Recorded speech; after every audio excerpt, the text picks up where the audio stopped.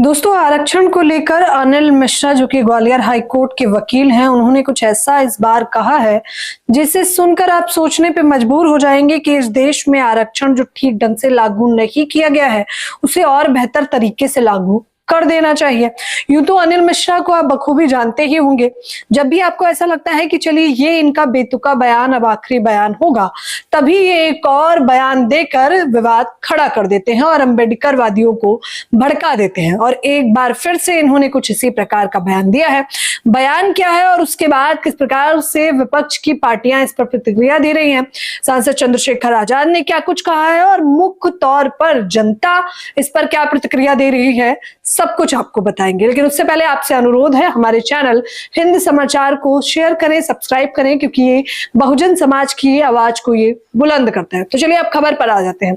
अनिल मिश्रा जो कि Gwalior high court के वकील है, ये वही अनिल मिश्रा हैं जिन्होंने अंबेडकर पे हाल फिलहाल में बयान दिया था। इन्होंने बकायदा अंबेडकर की विचारधारा को भी गाली दी थी और अंबेडकर पर भी अभद्र टिप्पणी की थी, जिसको लेकर इन पर एफआईआर दर्ज हुई थी। एफआईआर दर्ज होने के बाद इन्होंने सोशल मीडिया पर अपने वीडियो वायरल किया, जहां पर ये तमाम अंबेडकरवादी लोगों को भी खुला चैलेंज करते दिखाई देते हैं और ये कहते हैं कि इस प्रकार की एफआईआर से बिल्कुल नहीं डरते हैं और भी अगर एफआईआर हो जाती है तो इन्हें कुछ फर्क नहीं पड़ता है। अब तो ये बकायदा कोर्ट में जाकर ये सबूत देंगे कि किस प्रकार से संविधान रचयिता BN राव है, अंबेडकर नहीं है। इस प्रकार के तमाम एक एक करके बयान देते रहे हैं। इन्होंने ये भी उस बीच में कहा था कि ये आरक्षण को समाप्त करना चाहते हैं, लेकिन अब आरक्षण को लेकर इन्होंने क्या कुछ कहा है सीधे स्क्रीन पर। इन्होंने एक इंटरव्यू के दौरान कहा कि अगर दलित इतना मजबूत हो गया है कि वो ब्राह्मणों को चुनौती देकर लड़ सकता है, बराबरी कर सकता है, तो संविधान से आरक्षण और SC/ST एक्ट तुरंत प्रभाव से हटाकर इन्हें खुला छोड़ देना चाहिए बराबरी के लिए। ये है वकील अनिल मिश्रा, जिनके हिसाब से ये कहते हैं अगर सच में दलित जिस प्रकार से बताता है कि वो मजबूत है और बराबरी का अधिकार चाहता है तो सबसे पहले उसका आरक्षण छीन लेना चाहिए। लेकिन इनसे पूछना चाहिए कि जाति से मिल रहा आरक्षण तो सभी को दिख रहा है, लेकिन जाति से मिल रहा भेदभाव किसी को क्यों नहीं दिखाई देता। इनसे ये भी पूछना चाहिए कि आजादी के समृद्ध काल में आखिरकार जब सभी को सनातनी और हिंदू बताया जाता है तो आज भी मटका छूने पर बच्चे की मौत क्यों की जा रही है, आज भी घोड़ी चढ़ने क्यों नहीं बवाल क्यों किया जाता है, और आज भी इंटरकास्ट मैरिज यानी कि रोटी बेटी का संबंध बनाने में इतनी आपत्ति क्यों है।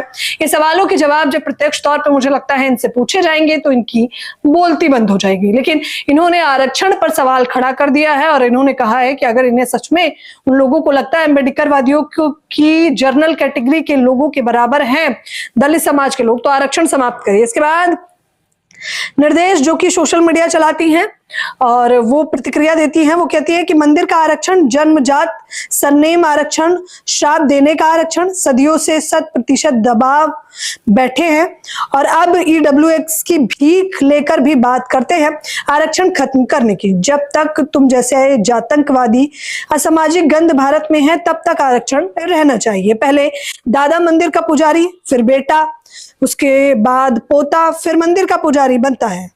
ये मंदिरों के पुजारी वाला ताज केवल ब्राह्मण ही क्यों पहनता है, बाकी जाति क्यों नहीं, इस पर मीडिया में डिबेट होनी चाहिए। ये निर्देश है जिनका मैं अमूमन इंटरव्यू भी करती रहती हूँ। इसके बाद इन्होंने एक और आरक्षण को लेकर बात कही थी। इन्होंने कहा कि आरक्षण नहीं राजा का मुकुट हो गया, पहले बाप पहनेगा, उसके बाद बेटा पहनेगा और नाती भी पहन लेगा, लेकिन रहेगा दलित का दलित।